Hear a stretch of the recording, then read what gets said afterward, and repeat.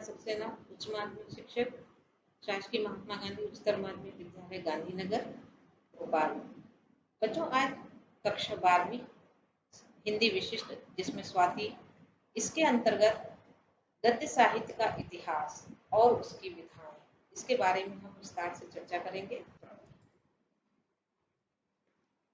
आधुनिक युग गद्य साहित्य के विकास का युग है, जिसमें हमारी चेष्टाएं, हमारे मनोभाव, हमारी कल्पनाएं और हमारी चिंतनशील मन स्थितियां सुगमता पूर्वक व्यक्त की जा सकती हैं। यही कारण है कि आज गद्य साहित्य सशक्त अभिव्यक्ति के द्वारा विविध विधाओं के माध्यम से अत्यधिक लोकप्रियता प्राप्त करता जा रहा है। अब आता है अपना गद्य के विकास का विभाजन। भारतेंदु युग से पूर्व हिंदी गद्य के विकास को 2 भागों में विभाजित किया जा सकता है। नंबर 1 पर है प्रारंभिक काल। ब्रज भाषा के गद्य का प्रारंभिक रूप जैन ग्रंथों में मिलता है। नंबर 2 पर है विकास काल। खड़ी बोली के प्रयोग के साथ ही गद्य का विकास देखने को मिलता है। आधुनिक काल में खड़ी बोली में जो रचनाएं हुई उनका सूत्रपात 19वीं सदी के प्रारंभ से होता है। साहित्य के क्षेत्र में भारतेंदु हरिश्चंद्र का आगमन एक महत्वपूर्ण घटना है। इनकी सबसे बड़ी देन है हिंदी को परिनिष्ठित रूप प्रदान करना। भारतेंदु जी के बाद हिंदी गद्य को सुव्यवस्थित और व्याकरण सम्मत बनाने में आचार्य महावीर प्रसाद द्विवेदी का विशेष योगदान है। उन्होंने सरस्वती पत्रिका के माध्यम से भारतेंदु जी के कार्यों को आगे बढ़ाया, क्योंकि उन्होंने सरस्वती पत्रिका का संपादन कार्य किया था द्विवेदी जी ने, और इसमें कई निबंधकारों को आगे बढ़ने का अवसर मिला था। अब आती है गद्य की प्रमुख विधाएं, क्योंकि विधाएं 2 प्रकार की होती हैं, प्रमुख विधाएं और गौण विधाएं। तो सबसे पहले हम चर्चा करेंगे गद्य की प्रमुख विधाएं। इसमें सबसे पहले आता है नाटक।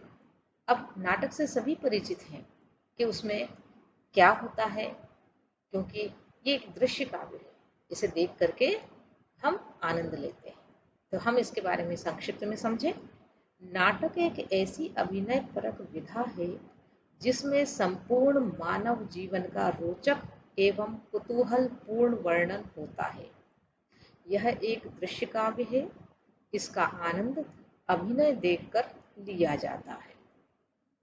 अब नाटक का विकास किस तरह से हुआ, उसमें कौन कौन से कालों का विभाजन किया गया है, इस पर हम नजर डालें।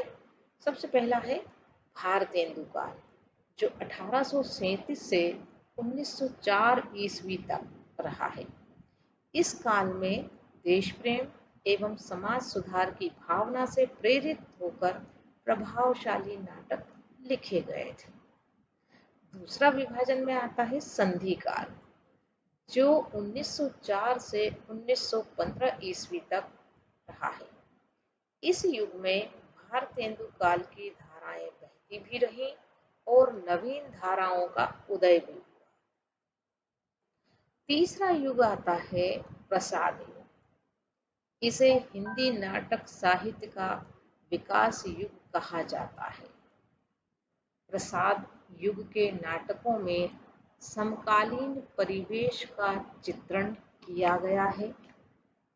चौथा युग आता है अपना वर्तमान युग। इसे प्रसादोत्तर युग भी कहते हैं। इस युग में समस्याओं से संबंधित नाटक लिखे गए हैं। अब इन नाटकों में कुछ ऐसी बातें होती हैं जो काफी महत्व रखती हैं, जैसे संकलन त्रय। संकलन त्रय नाटक की जान होती है और इसी के द्वारा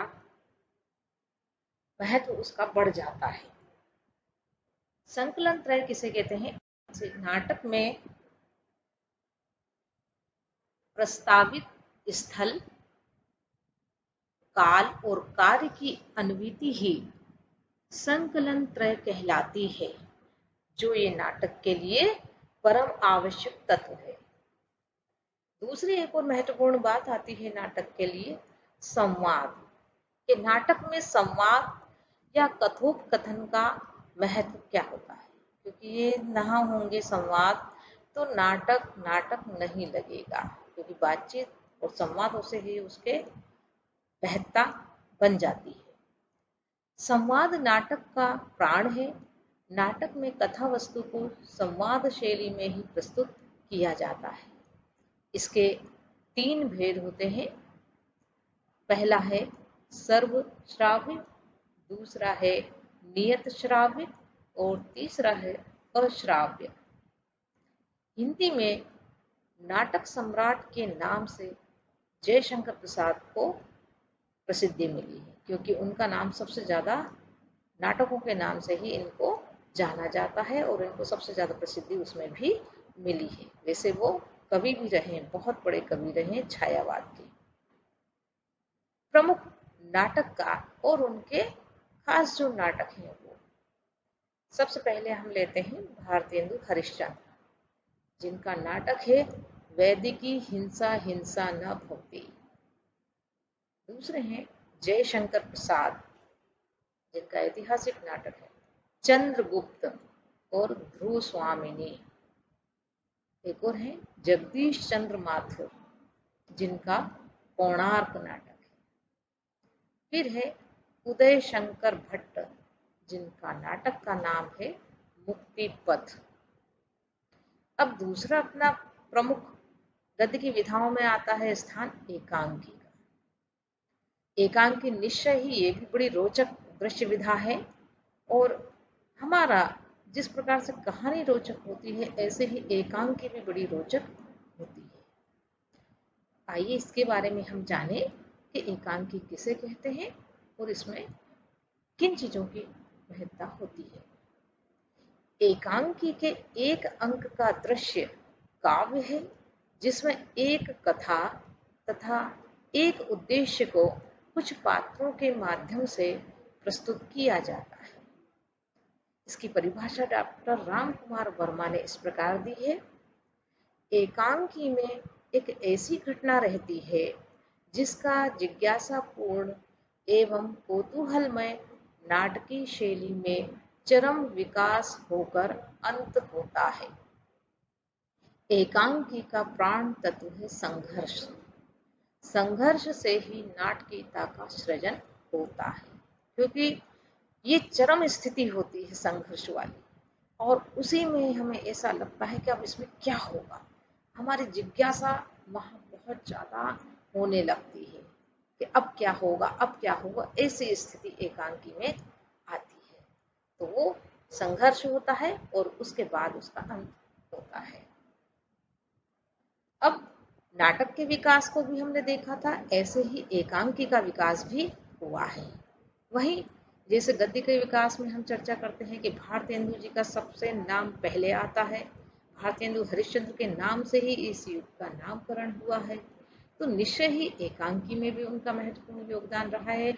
उस युग का नाम भारतेंदु युग रहा है। तो एकांकी के विकास में सबसे पहले भारतेंदु युग आता है, जो द्विवेदी युग तक चलता है, मतलब इसमें दोनों युग शामिल हैं, जो 1875 से 1928 ईस्वी तक है। इस युग के एकांकीकारों ने प्रचलित परंपराओं, कुरूप प्रथाओं और सामाजिक समस्याओं को आधार बनाकर एकांकी लिखी। मतलब उस समय जो समाज में प्रचलित समस्याएं थीं, चाहे वो सामाजिक हो चाहे अन्य हो, वो एकांकी में उभारी गई थी। उन समस्याओं को मद्देनजर रखते हुए एकांकी में उस बात को उठाया गया है। दूसरा विकास काल में आता है प्रसाद युग, क्योंकि प्रसाद जी भी कवि भी रहे हैं, नाटककार भी रहे हैं, एकांकीकार भी रहे हैं, तो निश्चय ही जयशंकर प्रसाद के नाम से इस युग का नामकरण हुआ है। तो प्रसाद युग 1929 से 1937 ईस्वी तक चला है। इस युग में पाश्चात्य शैली का अनुकरण किया गया, मतलब एकांकी में पाश्चात्य शैली को अपनाया गया। समाज की तत्कालीन अवस्था का चित्रण इस युग की एकांकियों में मिलता है। अगला युग आता है प्रसादोत्तर, अर्थात प्रसाद जी के बाद का युग, जिसे हम प्रसादोत्तर युग कहते हैं, जो 1938 से 1947 ईस्वी तक रहा। इस समय एकांकी अपने यथार्थ रूप में सामने आया, क्योंकि उस समय की परिस्थितियां अलग चल रही थी। युद्ध की विभीषिका तथा बंगाल के अकाल ने एकांकीकारों को झकझोर दिया। मतलब जो देश में स्थितियां चल रही थी, विश्व में जो समस्याएं आ रही थी, उस समय एकांकीकारों में भी परिवर्तन देखने को मिला। फिर आता है स्वतंत्रता के बाद का, जिसे हम कहेंगे स्वातंत्र्योत्तर युग, जो 1948 से वर्तमान तक चल रहा है। इस युग के एकांकीकारों का दृष्टिकोण प्रगतिवादी था। मतलब धीरे धीरे देश प्रगति की ओर चल रहा था, तो एकांकीकारों का दृष्टिकोण भी वैसा ही बन गया था। पूंजीवाद के विरोध के स्वर मुखर होने लगे, क्योंकि पूंजीवादी व्यवस्था जो थी वो बढ़ने लगी थी, और जो सर्वहारा वर्ग थे, जो दुखी वर्ग थे, उनकी तरफ ध्यान नहीं था। इसीलिए पूंजीवाद का विरोध होने लगा था। इस काल में एकांकियों को राजकीय प्रोत्साहन भी मिला। अब आते हैं अपने प्रमुख एकांकीकार और उनकी लिखी हुई एकांकियां। हमने खास खास लोगों को लिया, मतलब चुनिंदा एकांकीकारों के नाम हमने इसमें शामिल किए हैं, जिसमें हम पहले लेते हैं राधा चरण गोस्वामी, जिनकी एकांकी है भारत माता। जयशंकर प्रसाद, इनकी एकांकी का नाम है एक घूंट। ऐसे ही डॉक्टर राम कुमार वर्मा की एक ऐतिहासिक एकांकी है पृथ्वीराज की आंखें, जो पृथ्वीराज के ऊपर लिखा गया है। अगले हैं धर्मवीर भारती, इनकी एकांकी का नाम है नदी प्यासी थी। अब कभी कभी नाटक और एकांकी में प्रश्न पूछे जाते हैं, और ऐसा हो ही जाता है कि कभी उपन्यास और कहानी में आ जाता है अंतर, तो कभी नाटक और एकांकी में आ जाता है। तो हम इसमें छोटे छोटे पॉइंट हमने लिए हैं, तो नाटक और एकांकी के अंतर को हम समझ सकते हैं। पहला अंतर हम लेते हैं, नाटक का आकार बड़ा होता है, जबकि एकांकी का आकार छोटा होता है। हम देखते हैं नाटक बहुत बड़े बड़े होते हैं, और एकांकी एक अंक का होता है, इसलिए वो छोटा होता है। दूसरा अंतर आता है, नाटक में पात्रों की संख्या अधिक होती है, तो एकांकी में पात्रों की संख्या कम या सीमित होती है। मतलब स्वाभाविक है कि नाटक में बहुत सारी कथाएं होती हैं, तो पात्र भी अधिक होते हैं, और एकांकी में एक ही घटना होती है, तो उसमें पात्र सीमित होते हैं। तीसरा अंतर आता है, नाटक अनेक अंक वाली रंगमंच की विधा है, तो एकांकी एक अंक वाली विधा है। मतलब उसके नाटक के बहुत सारे भाग होते हैं, इसलिए वो कई अंकों में बटा हुआ होता है, और हर अंक में अलग अलग कहानियां, अलग अलग कथा वस्तु उसमें चलती रहती है, अलग अलग घटनाक्रम उसमें चलते रहते हैं। इस तरह से वो बड़ा उसका सामने आता है, तो उसमें अनेक अंक शामिल होते हैं, लेकिन एकांकी में एक ही अंक होता है, क्योंकि ये एक अंक वाली विधा है, इसीलिए इसको एकांकी कहा जाता है। अगला अंतर है, नाटक में संवाद की व्यापकता होती है, तो एकांकी में संवाद संक्षिप्त होते हैं। स्वाभाविक होते हैं कि नाटकों में जो संवाद होते हैं वो बड़े बड़े होते हैं, लंबे लंबे होते हैं, तो एकांकी में क्योंकि वो एक अंक का होता है, छोटा होता है एकांकी, तो संवाद भी उसमें संक्षिप्त होते हैं। पांचवें में हम देखें प्रसाद कृत, मतलब जयशंकर प्रसाद द्वारा जो लिखित है चंद्रगुप्त, ये नाटक है। तो प्रसाद जी ने एकांकी भी लिखी है एक घूंट, तो हम इसको इस एकांकी में रखेंगे। चंद्रगुप्त तो नाटक में रहेगा, तो एक घूंट एकांकी में रहेगा। तीसरी प्रमुख विधाओं में आता है अपना उपन्यास। उपन्यास शब्द से भी भली भांति सभी परिचित हैं और उपन्यास काफी चर्चित होते हैं, काफी रोचक होते हैं, लेकिन समय इसमें थोड़ा ज्यादा लगता है क्योंकि ये बड़ा होता है। इसमें बहुत सारी घटनाएं भी शामिल होती, बहुत सारी बातें इसमें शामिल होती, बहुत सारी कथाएं इसमें चलती रहती हैं, इसीलिए इसको उपन्यास को बड़ा रूप माना गया है। अब उपन्यास शब्द कैसे बना है, इसका मतलब क्या है? उपन्यास शब्द उपसर्ग और न्यास पद के योग से बना है। आप उपसर्ग प्रत्यय के बारे में जानते ही हैं, तो यहाँ पर जो न्यास शब्द है उसमें उपसर्ग लगा है, इसके योग से ये उपन्यास शब्द बना है, जिसका अर्थ है उप अर्थात समीप, न्यास मतलब रखना या स्थापित करना, अर्थात निकट रखी हुई वस्तु या वह वस्तु या कृति जिसको पढ़कर पाठक को ऐसा लगे कि वह उसी की है, उसी के जीवन की कथा, उसी की भाषा में कही गई बात है। उपन्यास मानव जीवन की काल्पनिक कथा है। प्रेमचंद जी ने भी इस उपन्यास की परिभाषा को परिभाषित किया है, जो इस प्रकार है। मैं उपन्यास को मानव जीवन का चित्र मात्र समझता हूँ। मानव चरित्र पर प्रकाश डालना और उसके रहस्यों को खोलना ही उपन्यास का मूल तत्व है। डॉक्टर भागीरथ मिश्र ने भी इसकी परिभाषा दी है, जो इस प्रकार है। युग की गतिशील पृष्ठभूमि पर सहज शैली में स्वाभाविक जीवन की एक पूर्ण झांकी प्रस्तुत करने वाला गद्य उपन्यास कहलाता है। इन्होंने भी अपनी परिभाषा में पूरी बात समाहित कर दी है। उपन्यास मानव जीवन का समग्र चित्रण है। हिंदी में सर्वप्रथम उपन्यास भारतेंदु काल में लिखे गए थे, जो इनमें कई प्रासंगिक घटनाएं भी होती हैं और बहुत सारी छोटी छोटी घटनाएं उसमें शामिल की जाती हैं। अब देखें हम उपन्यास का विकास, जिसे 4 कालों में विभाजित किया गया है। स्वाभाविक है कि हम उन कालों को संक्षिप्त में अध्ययन करें। प्रथम काल जो अपना आता है उसको प्रथम अवस्था कही गई है, जो 1850 से 1900 तक है।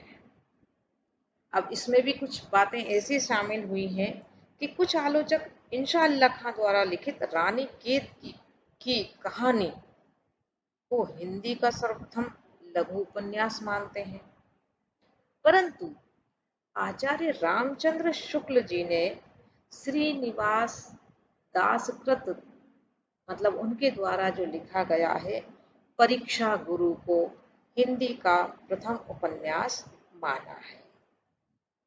इस काल में कई उपन्यासों का अनुवाद भी हुआ। अब उपन्यास के विकास की द्वितीय अवस्था जो है वो 1900 से 1915 तक है, जो इस युग में मौलिक उपन्यास लिखने वालों में देवकी नंदन खत्री का नाम अत्यंत महत्वपूर्ण है। काफी चर्चित उपन्यास रहे हैं इनके और प्रसिद्धि उनको मिली है, जैसे चंद्रकांता संतति, नरेंद्र मोहनी और भूतनाथ आदि ऐसे तिलस्मी अय्यारी घटनाओं वाले उपन्यास उन्होंने लिखे हैं। ऐसे ही और भी लिखे गए उपन्यास हैं जो काफी चर्चित रहे हैं। अगली अवस्था आती है तृतीय अवस्था, जो 1915 से 1936 तक रही है। इस युग में उच्च कोटि के उपन्यासों की रचना हुई। स्वाभाविक है कि इसमें बहुत अच्छे अच्छे निबंध लिखे गए। प्रेमचंद इस युग के अग्रदूत तथा उपन्यास सम्राट थे। कभी कभी पूछ लेते हैं कि उपन्यास सम्राट के नाम से किसको जाना जाता है, तो प्रेमचंद जी का नाम आता है। जैसे नाटक के सम्राट के रूप में जयशंकर प्रसाद प्रसिद्ध हैं, ऐसे ही उपन्यास सम्राट के रूप में प्रेमचंद जी प्रसिद्ध हैं। उन्होंने आदर्श और यथार्थ का सुंदर सम्मिश्रण किया है। उन्होंने जैसे लिखा है सेवा सदन, प्रेमाश्रय, रंगभूमि, गबन, गोदान, कर्मभूमि, ये काफी प्रसिद्ध उपन्यास उनके रहे हैं। तो इसमें काफी विकास हुआ है, काफी अच्छे उपन्यासों की रचना इस युग में हुई है। इसी में अन्य उपन्यासकारों ने भी अपने अपने उपन्यासों को विकसित किया, बहुत सारे उपन्यास लिखे गए। अगली अवस्था आती है चतुर्थ अवस्था, जो 1936 से अब तक है। इस युग में जो कार्ल मार्क्स के भौतिकवाद तथा फ्रायड के मनोविश्लेषण का विशेष प्रभाव पड़ा। मतलब इस समय के उपन्यासों में भौतिकवाद और मनोविश्लेषण का प्रभाव पड़ा था। इस युग के उपन्यासों में प्रगतिवादी विचारधारा का स्पष्ट प्रभाव परिलक्षित होता है। जैसे इस युग में यशपाल का दादा कामरेड, झूठा सच, इस तरह के उपन्यास लिखे गए थे। अब उपन्यास के कुछ भेद भी हैं। शैली की दृष्टि से उसके कितने भेद होते हैं, तो सबसे पहला आता है आत्मकथात्मक शैली, दूसरा है कथात्मक शैली, तीसरा है पत्र शैली और चौथा है डायरी शैली। मतलब इन शैलियों के अंतर्गत उपन्यासों को लिखा जाता है, मतलब इस शैली को अपनाया जाता है। अध्ययन की सुविधा की दृष्टि से हम उपन्यास के भी भेद देख सकते हैं, जिसमें 5 प्रकार के उपन्यास बताए गए हैं। पहला है मनोवैज्ञानिक उपन्यास, जिसके अंतर्गत जैनेन्द्र कुमार और अज्ञेय का पूरा नाम है सच्चिदानंद हीरानंद वात्स्यायन अज्ञेय। ये दोनों मनोवैज्ञानिक उपन्यासकारों के रूप में ज्यादा जाने जाते हैं। जैनेन्द्र कुमार का उपन्यास निम्न है: कल्याणी, परख, त्यागपत्र। और अज्ञेय जी के उपन्यासों का नाम है शेखर एक जीवनी, नदी के द्वीप, अपने अपने अजनबी। दूसरा भेद आता है आंचलिक उपन्यास, जिसमें प्रमुख रूप से फणीश्वर नाथ रेणु और अमृतलाल नागर का नाम प्रसिद्ध है। फणीश्वर नाथ रेणु ने बेला आंचल, परती परिकथा, जुलूस उपन्यास लिखे हैं, तो अमृतलाल नागर ने बूंद और समुद्र, मतलब जो गांव के परिवेश को इन्होंने उसमें उपन्यासों में लिया है, ग्रामीण अंचल की बातें उसमें दी हैं। तीसरा भेद आता है सामाजिक उपन्यास, जो समाज से संबंधित हैं।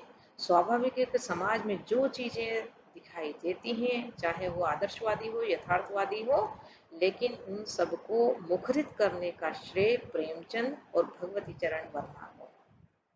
प्रेमचंद जी के उपन्यासों में देखें तो गोदान, गबन, निर्मला, सेवा सदन, ये इनके चर्चित उपन्यास हैं। ऐसे ही भगवती चरण वर्मा के चित्रलेखा और टेढ़े मेढ़े रास्ते, ये उपन्यास हैं। चौथा भेद आता है समाजवादी उपन्यास, जो समाजवाद के समर्थक होते हैं। वो उस श्रेणी में यशपाल और नागार्जुन का नाम आता है। यशपाल के उपन्यास झूठा सच और दादा कामरेड है, तो नागार्जुन के उपन्यासों का नाम दुख मोचन और इमरतिया है। ऐसे ही पांचवा भेद जो है वो ऐतिहासिक उपन्यास, ऐतिहासिक पृष्ठभूमि को लेकर के उपन्यास लिखे गए हैं। उनमें वृंदावन लाल वर्मा और हजारी प्रसाद द्विवेदी का नाम प्रमुख है। वृंदावन लाल वर्मा ने विराटा की पद्मिनी, मृगनयनी, गढ़कुंडार, ये उपन्यास ऐतिहासिक लिखे हैं। हजारी प्रसाद द्विवेदी ने बाण भट्ट की आत्मकथा ऐतिहासिक उपन्यास लिखा है। आगे अगली जो विधा आती है हमारी, जो प्रमुख विधाओं में है कहानी।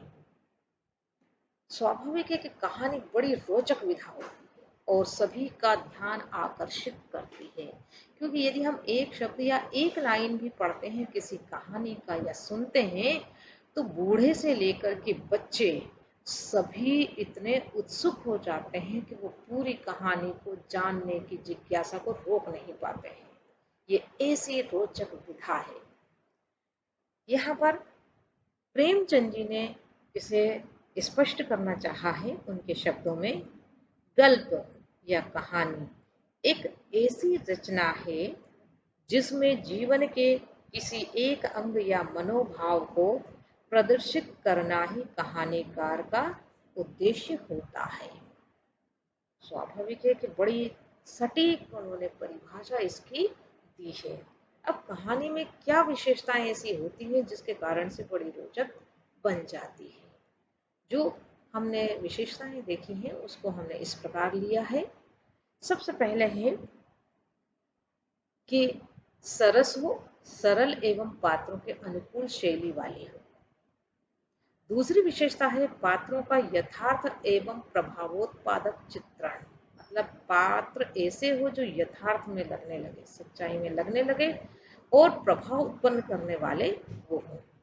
तीसरी विशेषता आती है संक्षिप्तता, ज्यादा लंबे चौड़े उसमें होगा तो वो रोचक नहीं लगेगी। चौथी विशेषता आती है मार्मिक एवं हृदय स्पर्शी। ये चारों विशेषताएं इसकी थी। अब प्रमुख कहानीकार और उनकी कहानी। प्रेमचंद जी का नाम कहानीकारों में सबसे पहले नाम जाना जाता है। उनकी चर्चित कहानी है पंच परमेश्वर। दूसरे कहानीकार हैं जयशंकर प्रसाद, जिनकी पुरस्कार कहानी प्रसिद्ध रही है।